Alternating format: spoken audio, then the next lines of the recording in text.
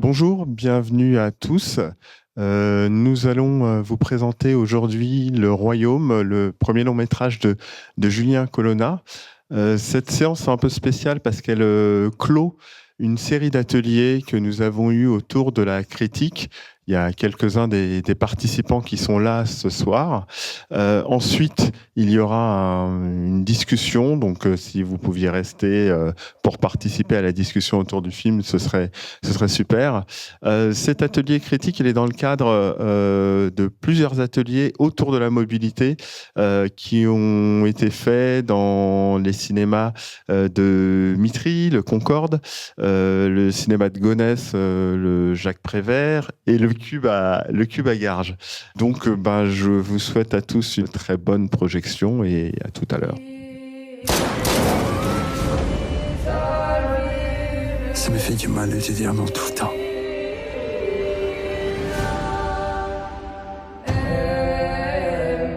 Non, pour venir te chercher à la sortie de l'école. Non, pour dire que tu étais en vacances. Et non, pour aller au bout du monde vers notre vie.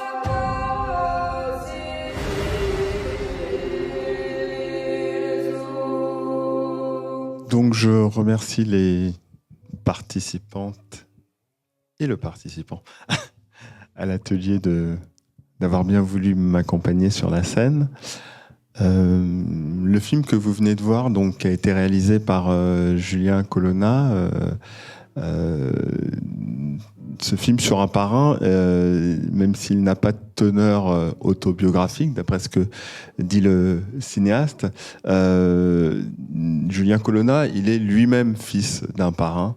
Lui, il a rompu, on va dire, cet héritage mafieux. D'abord, je voudrais m'adresser aux participants, voir le film pour la deuxième ou troisième fois d'ailleurs pour certains d'entre vous. Qu'est-ce qui a changé dans cette dernière vision ? Bonsoir à tous.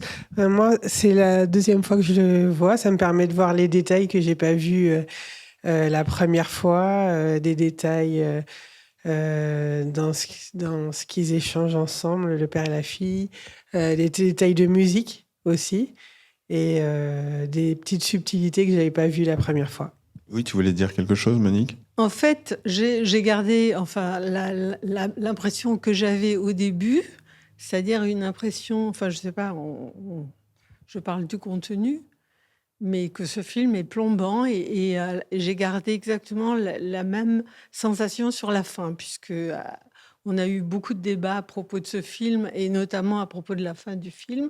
On n'était pas d'accord et je me suis dit qu'en le voyant une deuxième fois, j'aurais peut-être un autre avis. Non, pas du tout.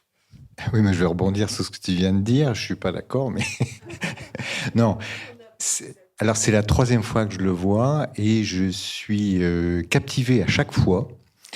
Je trouve que c'est un film, en fait, que j'aurais jamais été voir si j'avais pas fait le stage, je pense.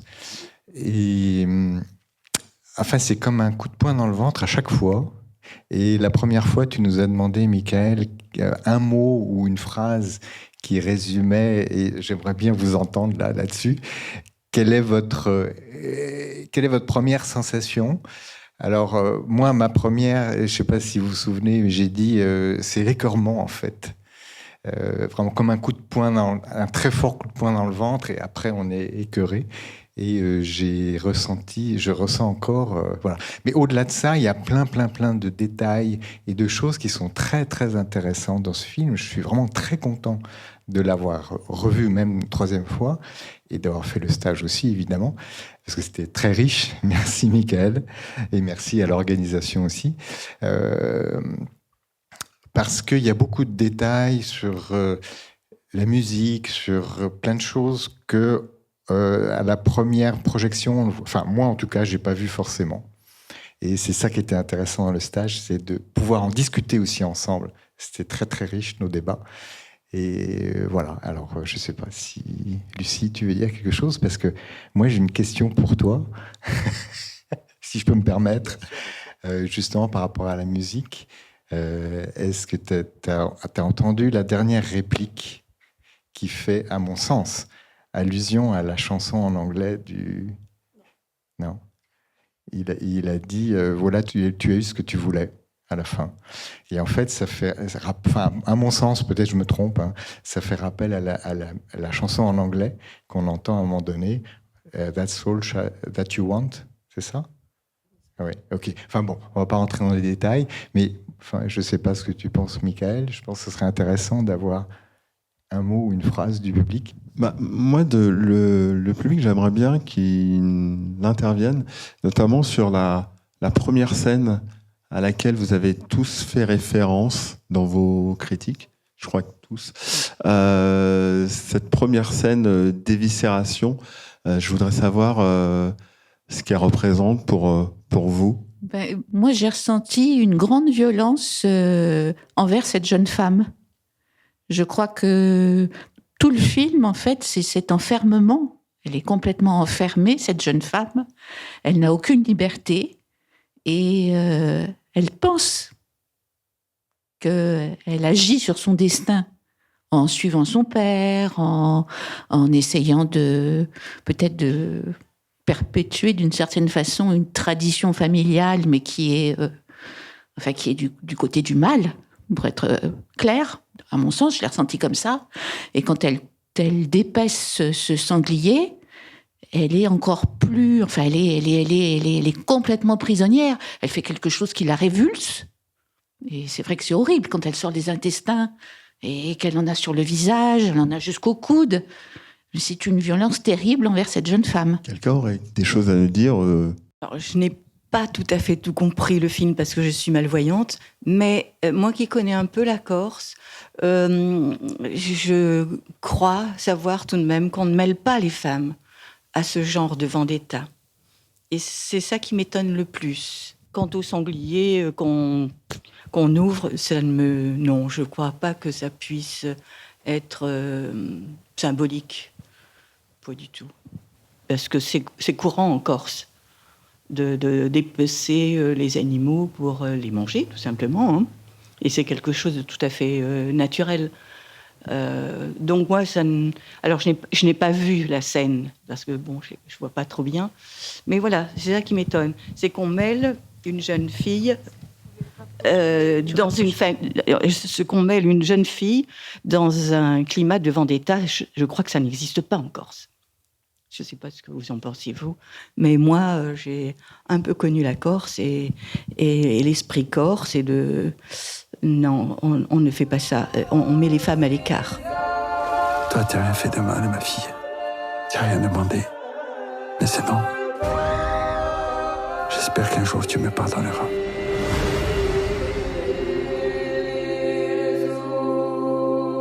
Est-ce qu'il y a quelqu'un qui connaît d'ailleurs un peu la Corse et qui voudrait nous livrer son sentiment dans la salle? Il y a des connaisseurs de la Corse? Est-ce qu'il y a même des Corses peut-être? Je connais la Corse depuis 1960. Je vais en Corse depuis 1960. J'ai vécu en Corse de 80 à 83, les années très chaudes de la Corse où il y avait beaucoup d'attentats, où j'ai d'ailleurs vu devant moi. Voilà, 2 hommes à moto qui ont tué quelqu'un dans un bar. Et j'étais en voiture à l'arrière de ce drame. Je n'ai pas connu le reste. Mais voilà, je connais bien. J'ai vécu beaucoup les vacances en Corse. Je passais peut-être 3 mois depuis 1960 en Corse. Donc vous voyez, ça fait tout de même pas mal d'années. J'ai vécu avec des Corses. Et non, ça me choque beaucoup d'avoir mêlé cette jeune fille dans ce drame. Je n'y crois pas. Mais alors, est-ce qu'il n'y a pas aussi peut-être une volonté de romanesque aussi chez Julien Colonna? Oui, je pense, oui. Et puis, de toute façon, c'est dans une Corse moderne, là, le film. C'est pas du tout... je crois que ce serait pas passé comme ça. C'est dans des villages où on ne connaît personne, où il y a des cachettes bien qu'on ne puisse pas retrouver. Hein. dans le maquis. On n'a pas trop vu les scènes de maquis, là, je trouve. Ça serait étonnant que ça se passe comme ça, en pleine ville, pendant en plus des temps d'été, je crois, où il y a beaucoup d'estivants. Je ne crois pas que ça se passe comme ça. Le film se passe en 1995. L'action se passe en 1995. Ça, oui. Bon, j'ai pas trop vu, mais il me semblait que c'était pas la Corse d'avant, quoi. Parce que ça s'est passé dans les années 80, 85, cette histoire. 1995.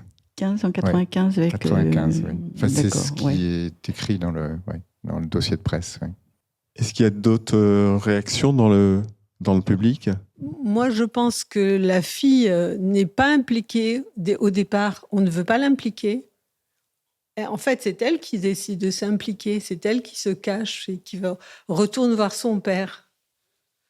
En fait, il n'avait probablement pas l'intention de la faire...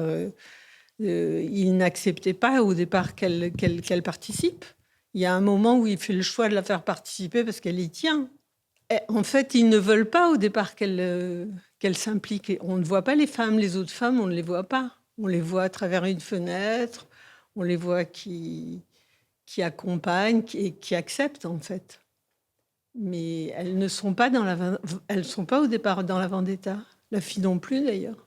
Enfin, je ne sais pas ce que les autres en pensent. Moi, je voudrais dire que je pense que l'histoire, c'est pas vraiment la vendetta.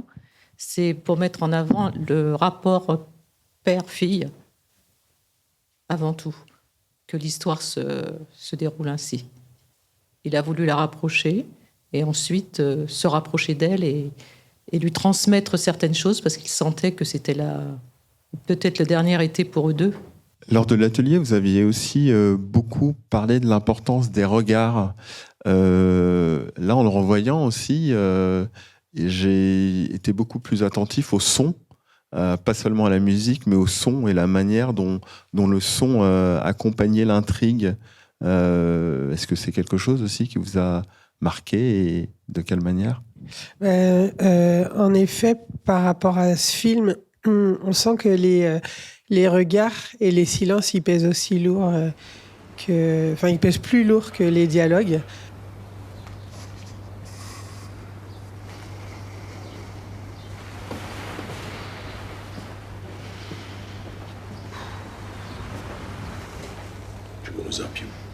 Il y a beaucoup d'échanges à travers les regards entre le père et la fille, entre la fille et les autres personnes du clan, et je trouve que ça rend les choses encore plus fortes.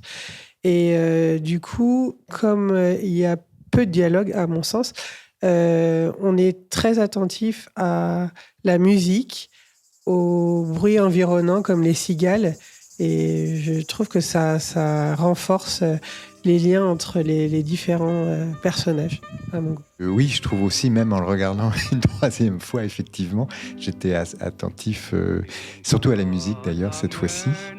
Et j'ai découvert que dans la chanson de Tino Rossi, à un moment donné, il dit « Addio la gioventù », adieu à la jeunesse. Et en fait, c'est un adieu à sa jeunesse à elle.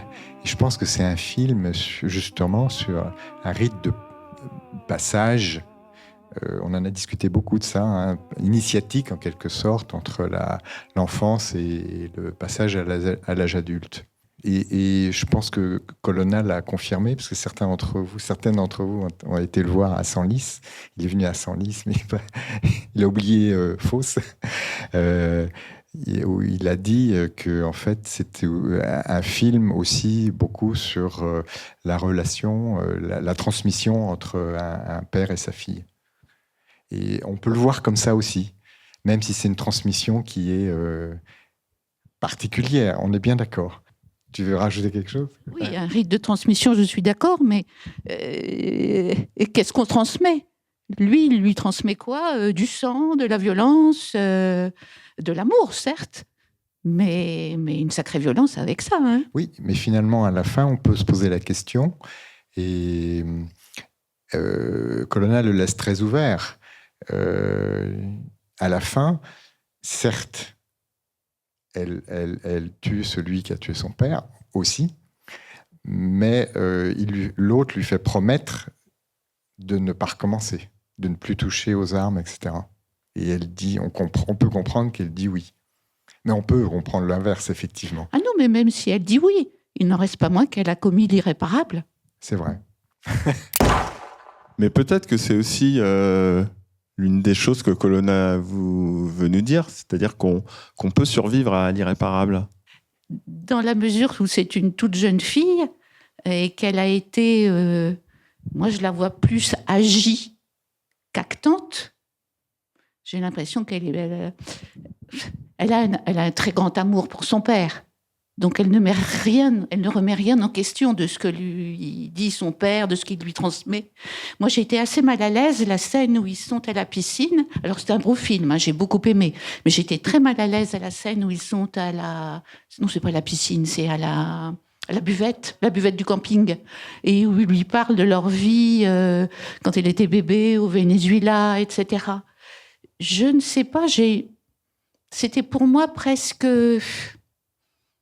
Je dirais pas malsain, parce que c'est un trop grand mot, mais c'était presque dans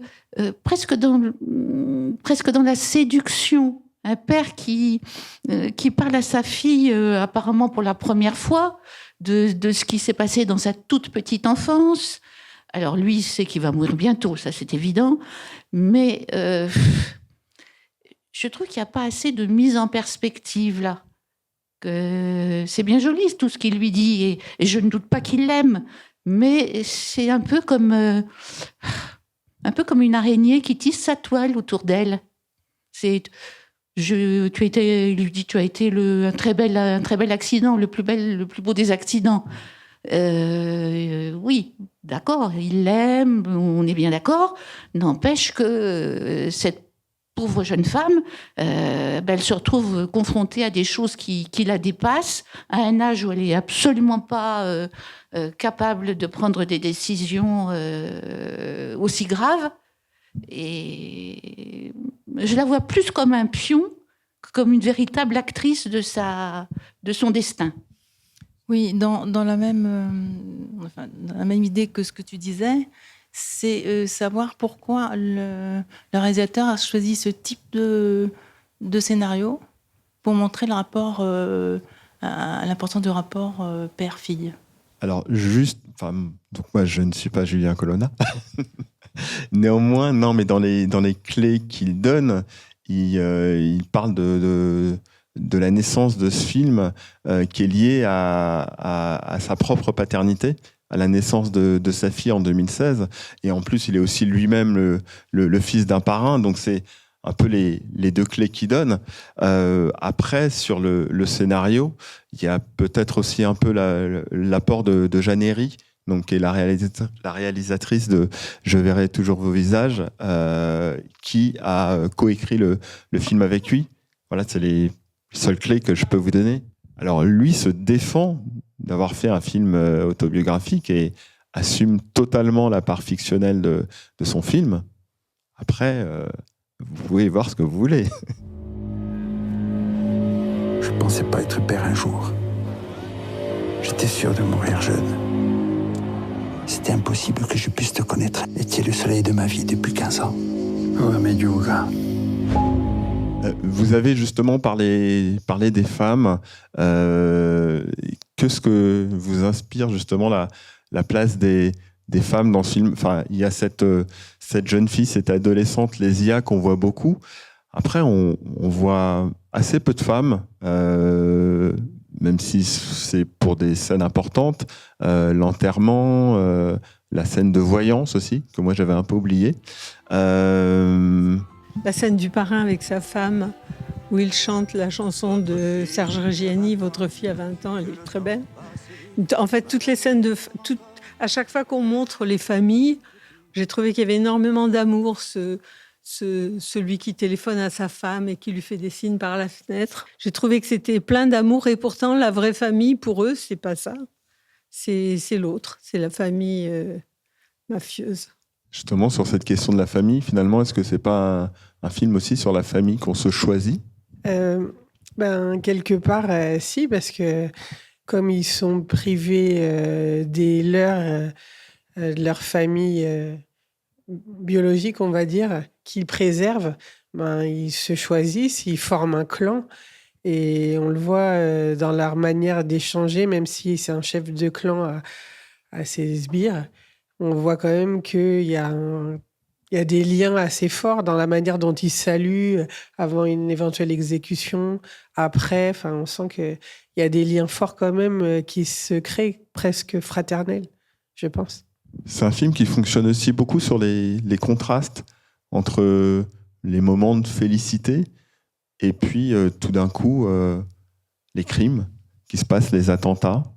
Enfin, de ce que j'ai vu et connu en Corse, il y a tout de même le clan des mecs et les femmes. On ne se mélange pas. La famille est très importante, mais c'est tout de même le clan des hommes qui domine. Il n'y a rien à faire. Ça, il faut le savoir tout de même, et c'est encore comme ça. On voit toujours les hommes ensemble, très rarement l'homme et la femme. Il y a le clan des femmes et le clan des hommes. Encore maintenant. Les décisions se prennent dans le clan des hommes. Et l'amitié entre hommes, c'est vraiment quelque chose de très, très, très, très fort. Et il y a le silence des femmes. Et l'honneur corse, c'est l'homme qui défend l'honneur corse de la famille. C'est pas les femmes. Et d'ailleurs, le père, là, demande à sa fille de ne pas prendre part à leur histoire, en fait, de vendetta et de je sais pas quoi. Oui, pourtant, il l'a fait venir. C'est lui, il l'a fait venir. Oui, c'est ça qui te paraît un petit peu, en dehors. Mais pourquoi pas, ça fait le charme du film, bien sûr. C'est un film, c'est pas une réalité, mais il faut pas confondre, quoi. Là, c'est un film. Alors pourquoi il l'a fait venir dans le film, même si c'est pas une réalité, dans le film, pourquoi il l'aurait fait venir D'ailleurs, je crois qu'à un moment donné, il reconnaît que cette vendetta a détruit sa vie, quoi, en fait, et qu'il ne voudrait pas que sa fille continue le drame, quoi, en fait. Non, enfin, ce que je disais simplement, c'est qu'en fait, ils cherchent toujours pas à l'écarter. Enfin, contrairement à ce que j'entendais tout à l'heure, que la jeune fille décidait elle-même. Non, pas tout à fait. Enfin, je veux dire, c'est une jeune adolescente et son père le prend dans ses griffes. Enfin, moi, je le vois comme ça. Alors, moi, j'ai un avis un peu différent du vôtre, mais c'est ça qui est bien, c'est que même au sein du groupe du stage, on avait des avis complètement différents. Donc, tous les avis sont dans la nature. Moi, j'ai vu le film pour la première fois. Je savais pas du tout ce que j'allais voir. Je savais pas le thème, rien du tout. Je savais que je participais à un stage de critique de film, mais vraiment, je venais vierge, complètement vierge. Moi, je vois une jeune fille qui vit un été insouciant, qui est contrainte et amenée à son père de force, quelque part. Et puis, finalement, elle suit un peu de loin les événements, parce qu'elle est quand même très écartée de ce qui se passe, des messes basses, de tout ça. Et au final, en renouant avec son père, elle choisit quand même de s'accrocher et de rester avec lui, alors qu'elle est écartée. D'ailleurs, quand elle rejoint le père dans sa planque, il passe un sacré savon à ses acolytes pour s'être fait berner par une adolescente. Donc, si elle le suit, c'est aussi parce qu'elle veut bien le suivre, je pense. Enfin, c'est mon avis. Après, quand on parlait de son libre arbitre et le fait qu'elle soit complètement sous l'emprise de son père, je pense qu'on montre aussi sa volonté de s'affirmer. Ça paraît anodin, mais par exemple, pour la scène où elle pêche avec son père, la première scène où ils sont sur le bateau tous les deux, on sent vraiment l'emprise du père qui lui en veut de pas de parler de cette nouvelle méthode de pêche complètement incongrue pour lui, alors qu'il lui demande de vraiment suivre traditionnellement sa pêche avec le plomb. À la fin, là, quand il se baigne à la cascade, elle tient à lui montrer que la méthode qui n'est pas la sienne fonctionne. Donc, je trouve qu'il y a un certain libre arbitre et une certaine manière de s'affirmer malgré le fait que, en effet, elle suive un peu les pas de son père. Oui, mais pour aller dans ton sens, je pense que justement, au cours du film, elle s'affirme justement. Elle est victime, évidemment. De toute façon, tout le monde est victime dans ce système de violence. Il n'y a pas de gagnant. On le sait. Mais elle s'affirme, comme tu le dis très bien, Magali, parce qu'elle est passée dans l'âge adulte. C'est vraiment un film de passage de l'enfance à l'adulte. Et d'ailleurs, on voit à plusieurs reprises à la télévision, notamment, la rentrée des classes, avec les fournitures scolaires, etc., etc. Et on sent bien que ça l'intéresse pas, en fait. Oui, on n'est pas d'accord là-dessus. Alors. Là-dessus, sur l'histoire de la rentrée scolaire, on était absolument pas d'accord dans le groupe. Moi, j'étais plutôt d'accord avec le fait qu'elle ne pourrait plus jamais retourner à l'école, qu'elle a complètement... ce n'est plus du tout la même qu'au début. Mais certains parmi nous, quand même, ont trouvé que la fin était une ouverture sur la vie. Et ce qui n'était pas du tout mon cas, d'ailleurs. Alors moi, à la base, j'avais un avis différent du tien. Et en revoyant, je me dis plutôt que ça va être compliqué de reprendre sa vie après avoir vécu ce qu'elle a vécu et fait ce qu'elle a fait. Parce que... contrairement à la première fois où on aborde la rentrée des classes, quand elle est encore avec son père dans la maison au maquis, là, la rentrée des classes est dans 3 jours. Alors qu'à la fin du film, la rentrée des classes a déjà lieu. Elle le regarde avec beaucoup de recul et beaucoup de froideur. Et voilà. Du coup, ça m'a fait changer d'avis. Je ne pense pas qu'elle va reprendre le cours de sa vie. Malgré le fait que les mafieux qui l'ont aidé à venger son père l'ait défendu de toucher à des armes. Là, je pense que ça va être compliqué pour elle de renouer avec sa vie d'avant. Je pense que cette innocence, elle l'a définitivement perdue. Et qu'elle le veuille ou non, elle a un pied dans tout ça, quoi. Voilà. Et puis, ce qui me marque aussi, c'est quand on revient après l'exécution de son père, elle a plus le même regard. Elle a une froideur qu'elle a moins, je trouve, le reste du film. On sent que le soupçon d'innocence qui restait a complètement disparu. C'est ma perception des choses. Je reste avec toi, je serai dans un coin, je te dérangerai pas. Arrête. Ce qui se dit et ce que tu vois ici, tu n'en parles à personne. Ni à ton amoureux, ni demain, ni dans 10 ans. Tu as peur. On a tous ces peurs. Quand on a nos vies, on la respire, la peur. On la mange. C'est ça qui nous garde en vie. D'ailleurs, je me suis posé la question de l'ellipse temporelle qu'il y a, parce que au début, la première fois que j'ai vu le film, je me suis dit que c'était la rentrée juste après. Et là, je me demande combien de temps il s'est passé, s'il ne s'est pas passé 1 an. Parce qu'il y a le tueur qui a une barbe, il y a les cicatrices. Et donc, je me dis qu'il y a une ellipse temporelle d'au moins 1 an qui fait aussi qu'elle a complètement changé. Est-ce que quelqu'un a une théorie sur ça ? C'était juste pour dire que je pensais à la même chose sur l'ellipse temporelle.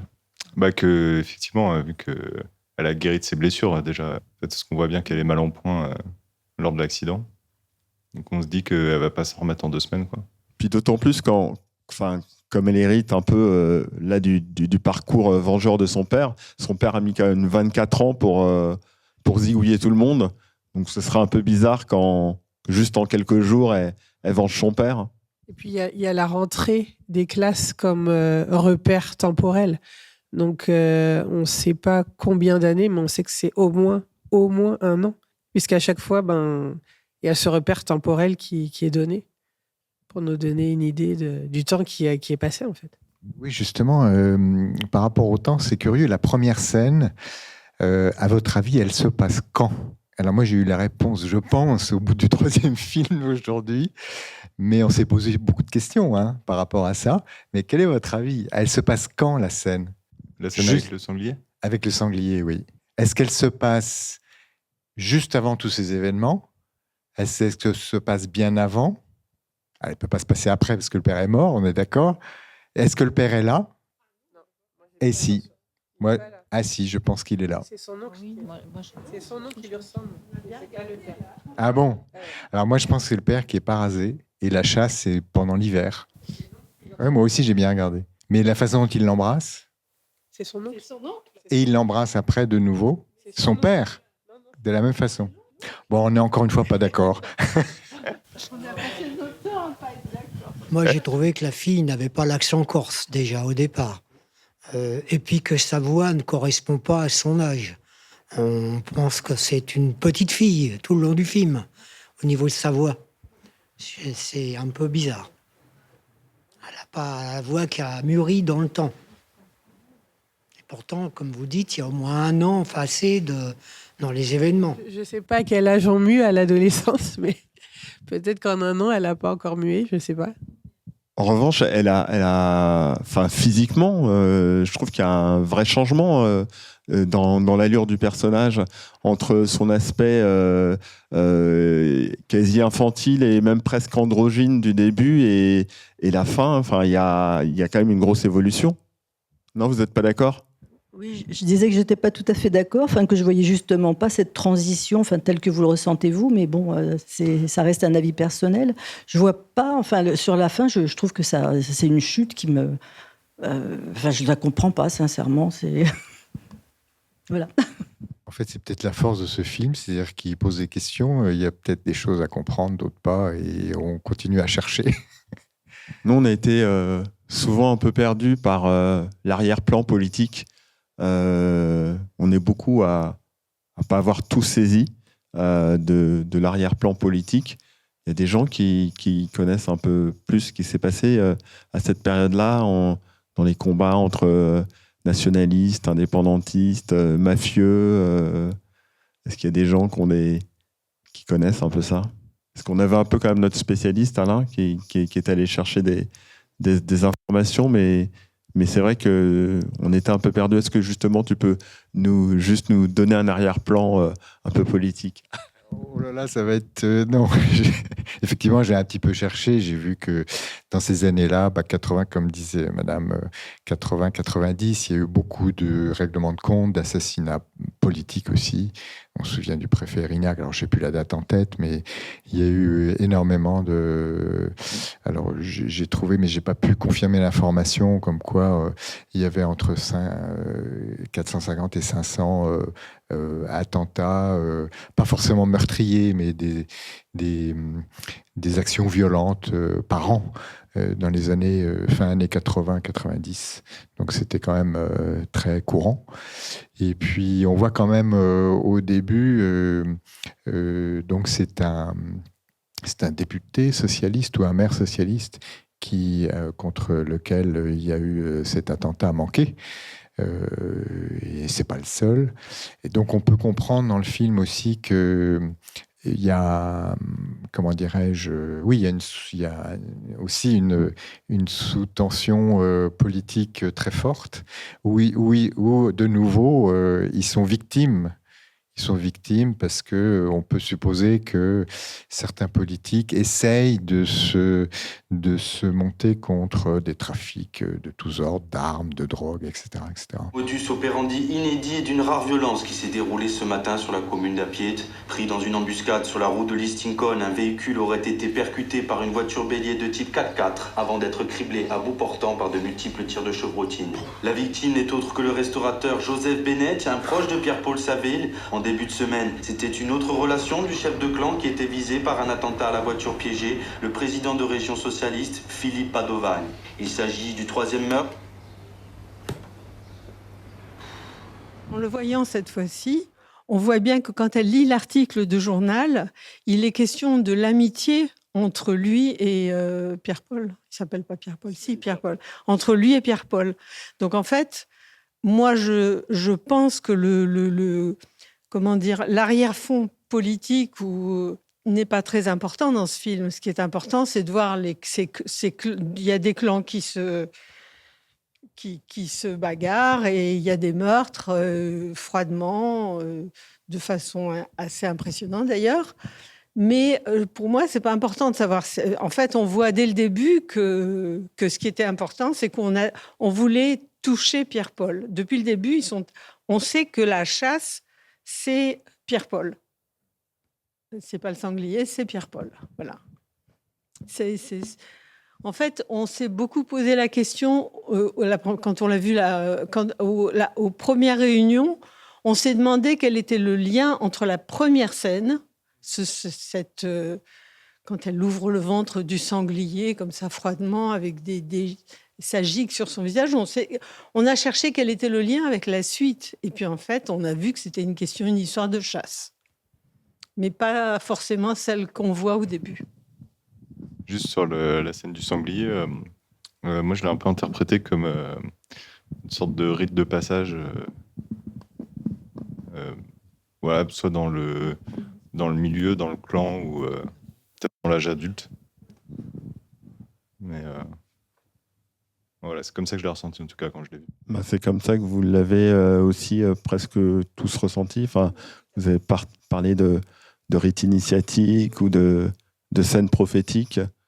Et c'est vrai qu'il y a un peu de ça dans cette séquence-là. Qu'est-ce que vous avez d'ailleurs pensé du film ? Je me posais la question sur le scénario. Je me demandais si c'était pas aussi un film qui tentait aussi encore de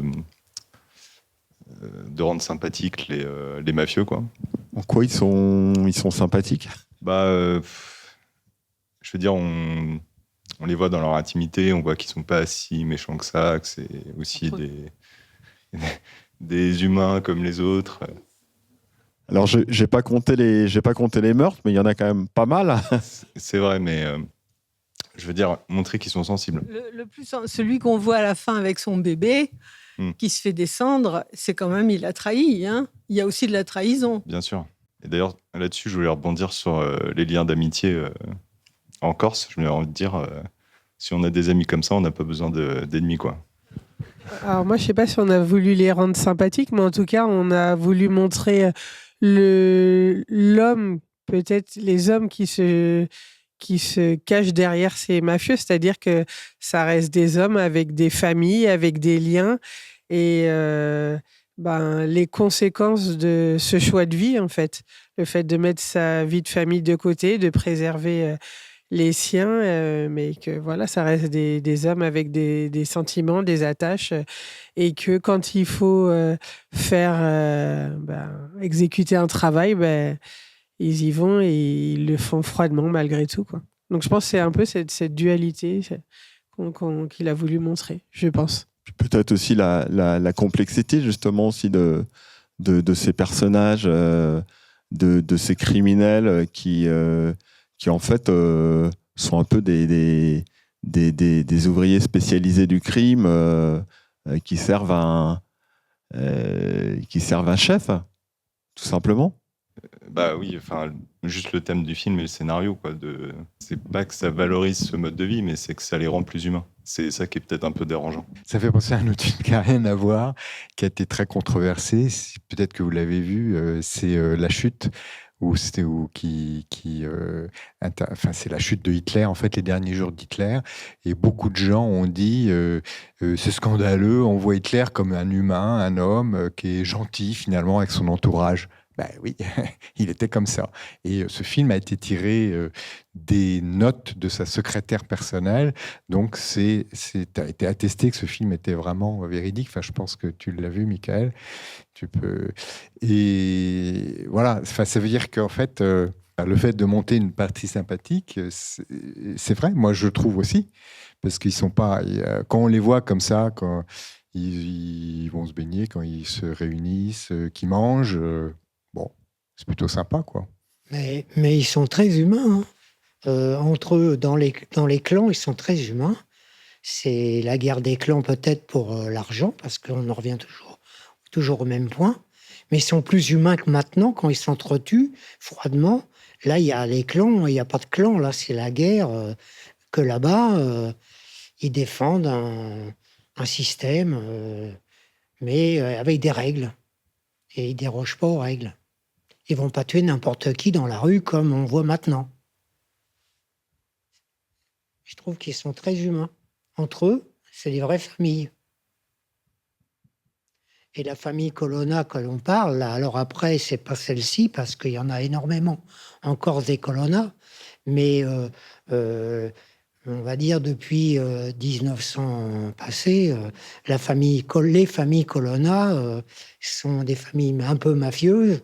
Et quand on parle un peu avec eux, on s'aperçoit que ils défendent un idéal, un système, et puis ils osent affronter.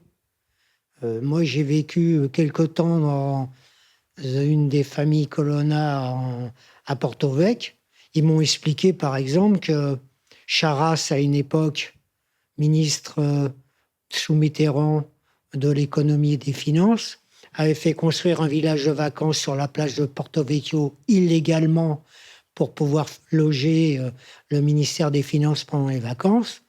Et ils ont dégagé tout le monde pendant les vacances dans la maison du gardien et ils ont dynamité tout le village. Bon, ben voilà, ça c'est des gens qui défendent leur idéal, qui ont moi je pense que, pour ma part, ils n'avaient pas tort et ils ont un code d'honneur. Voilà. C'è un uomo che se ne volta. Non è mica ben fatti bro. Prenez la température en ville. Traînez un peu. Prenez des infos et surtout montrez-vous. Après, je pense que la question de la moralité, elle a beaucoup bousculé le groupe. Il y a la question du bien, du mal dans leur manière d'agir, dans lui, la manière de mener cette relation avec sa fille, des choix qu'il fait pour sa fille. Et je pense que c'est très compliqué dans le sens où s'arrête le bien, où s'arrête le mal. Est-ce que la question de la moralité prédomine? Je ne sais pas, mais en tout cas, ça montre plusieurs facettes qu'il peut y avoir dans un seul homme, en fait.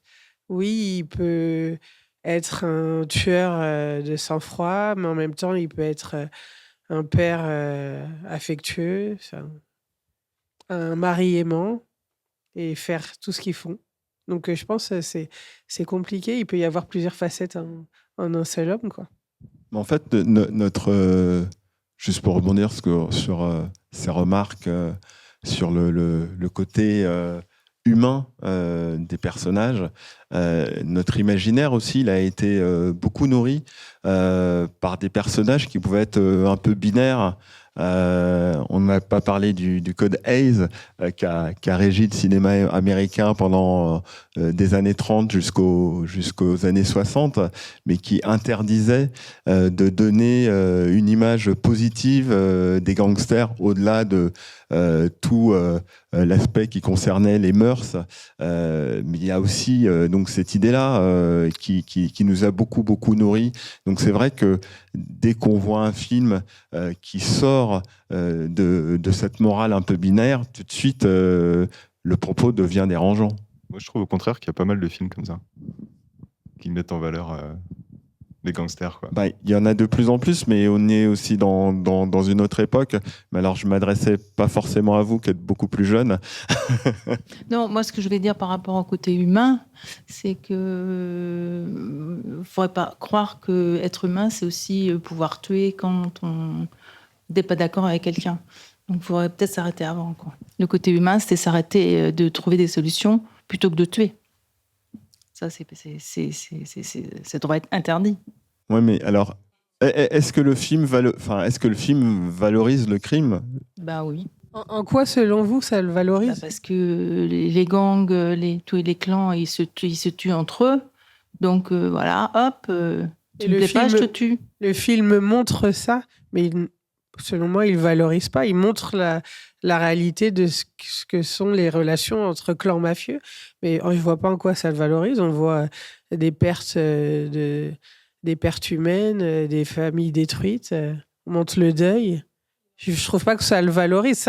Ça montre la réalité crue de ce que sont des affrontements entre clans.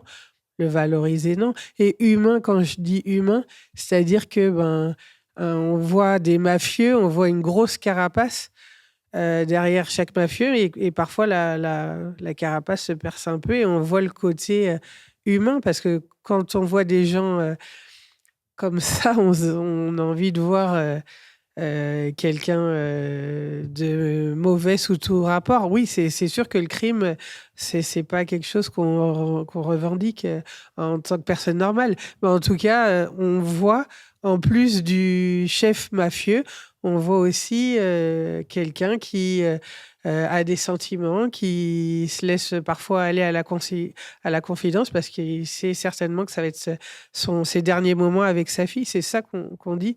On a du mal parfois, selon les personnes, à se dire que, oui, derrière quelqu'un qui paraît pourri jusqu'à la moelle, il y a quand même un homme ou une femme qui peut avoir des sentiments, des états d'âme sur certains sujets, moins sur d'autres.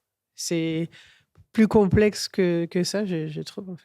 Oui, mais je voulais aussi rajouter, à un moment donné, on en a parlé aussi, c'est que, enfin, à mon sens, on voit à aucun moment on voit la justice. Les flics, on les devine à peine, ils passent, ils disparaissent tout de suite. Et est-ce que c'est pas un petit peu ça le problème, en fait? C'est que la justice... Monsieur, vous avez très bien dit l'histoire de la maison de Charras. Soit, ok, très bien, ils défendent leur territoire. La Corse, c'est quand même encore la France, hein, excusez-moi. Aujourd'hui, peut-être pas demain, mais aujourd'hui. Donc, il y a une loi. C'est sûr que Charras n'a pas respecté la loi. Ça aurait dû commencer par là. Je suis tout à fait d'accord. Mais le problème, enfin, je reviens à l'Italie. Je connais un petit peu l'Italie. Et en Italie, le problème qu'ils ont eu avec la mafia, c'est qu'en fait, la justice, la loi n'arrivait pas à faire son travail. Et la preuve, c'est que les juges se sont fait assassiner. En Sicile notamment, les fameux, je ne me rappelle plus les noms, mais bref, il y a eu des films là-dessus aussi, parce que justement, on a éliminé la justice, on a cherché à éliminer la justice. Est-ce que c'est pas ça qui s'est passé un peu en Corse aussi? Et c'est pour ça que les crimes continuent. S'il n'y a pas de justice, les crimes continuent. D'ailleurs, me semble-t-il, à un moment du film, il parle de leur contact dans la police qui est en garde à vue. Donc on voit aussi les liens mafieux qui ne concernent pas seulement ce clan, mais qui gangrènent complètement l'île. En fait, dans le film, il n'y a rien qui soit ni tout blanc ni tout noir. On est toujours dans le gris, c'est pas manichéen du tout. Mais en fait, je pense que Colonna veut nous montrer comment on est pris dans un engrenage et on ne peut pas s'en sortir. Il n'y a aucun moyen, ni pour la fille, ni pour personne, de s'en sortir dans cette histoire. Moi, je pense que la fin n'est pas forcément si négative que ça. Pas forcément. Elle n'est pas drôle, hein, évidemment. Mais je pense qu'il y a quand même une lueur. Au départ, je ne l'avais pas vue, mais je pense que... Parce qu'en fait, le scénario de père en fils, donc lui, il a vu son père tué sous ses yeux, il avait 16 ans. Elle voit son père tué sous ses yeux à elle a 15 ans. Et après, le scénario s'arrête. Voilà. Pour moi, c'est une petite lueur d'espoir. Mais bon, on peut en débattre, vous n'êtes peut-être pas d'accord. Hein. On a un enfant orphelin, puisque le garçon qui se fait tuer à la fin, il avait un nounours, donc il venait d'être père. C'est vrai, mais c'est pas son. Il a pas vu son père se faire tuer sous ses yeux. C'est ça que je voulais dire. Petite amélioration, malheureuse peut-être. Pourquoi le père, c'est-à-dire le grand-père de cette petite, a été tué? On le dit pas dans le film. Enfin, je n'ai pas entendu. Enfin, moi, j'ai pas vu. Voilà. Est-ce que c'était une question de mafieux ou d'honneur corse? C'est totalement différent. Et ça, c'est le départ qu'on ne connaît pas. J'ai supposé que c'était un chef de clan aussi, le grand-père. Le clan. Il y a des clans mafieux, c'est-à-dire qui cherchent le profit, l'argent. Et en Corse, il y a le clan de l'honneur, et le territoire qui était très important pour eux. Parce qu'on leur a volé le territoire, il faut le savoir tout de même. Est-ce que c'est grave qu'on ne sache pas? Oui, parce qu'il y a une différence entre le mafieux qui essaye de prendre l'argent des autres et celui qui se défend. Parce que la justice n'a pas fait son travail. Mais quand on voit un des mafieux sortir ses billets de 500 € ou 500 francs, enfin, je sais pas, ces gros billets, moi, je l'ai pas vu. ça ressemblait quand même à des histoires d'argent. Hein. C'est très... Peut-être, oui. Parce que là, il sort 500 C'est pour ça francs que je et vous il demandais. les donne à la fille, il garde la monnaie. Le père le dit d'ailleurs. L'argent et le pouvoir. Une autre réaction peut-être dans la salle sur le film ? Juste une petite question. Est-ce que vous êtes rendu compte que les acteurs sont pour la plupart des non-professionnels ? Bonsoir. J'ai aucune culture cinématographique. Je suis absolument pas capable de critiquer un film. Et moi, ce soir, j'ai vu un documentaire. J'ai vu un documentaire réalisé par un Corse, avec des acteurs corses, sur une histoire corse. Je le prends au premier degré, vraiment, le film. Et effectivement, je ne sais pas si c'est des amateurs, mais c'est des Corses qui parlent en corse, qui vivent dans leur milieu. Après, tout ce que vous avez pu dire, là, moi, ça me laisse un peu perplexe, toute cette interprétation du père, de la fille. J'ai vu un documentaire. Alors, qu'est-ce que vous voulez dire quand vous dites que vous avez vu un documentaire ? J'ai vu quelque chose qui était déjà tourné un peu comme un documentaire. On a l'impression qu'on démarre avec une caméra sur l'épaule.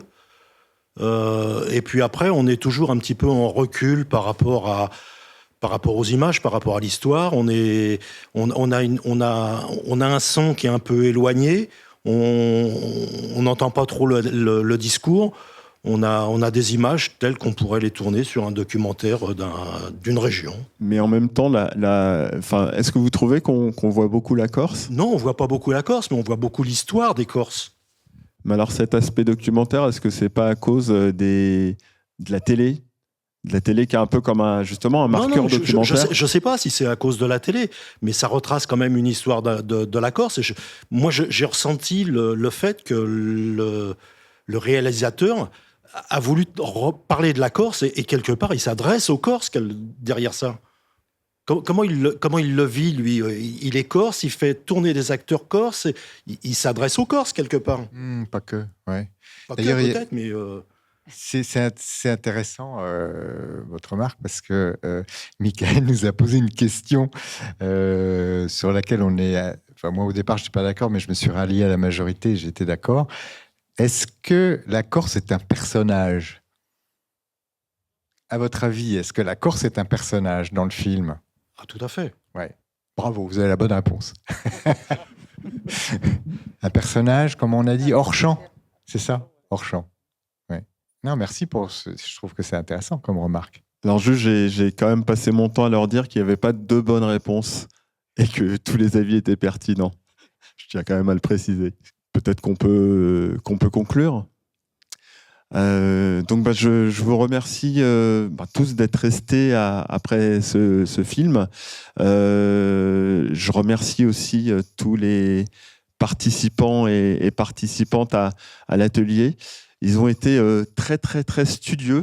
Ils m'ont donné plein de travail, mais c'était super de les lire.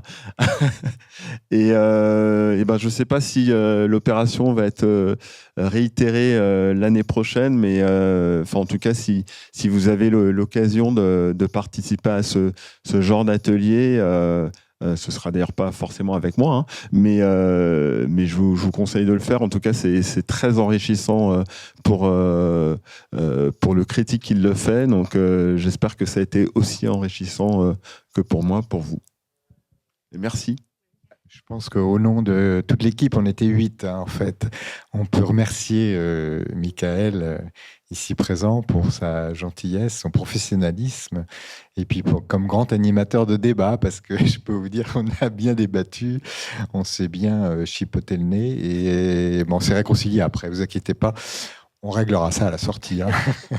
Et merci à l'organisation, Noémie, l'organisatrice, qui nous a permis de nous réunir quand même 4 ou 5 fois, je ne sais plus, 5 fois. Oui, merci à vous aussi.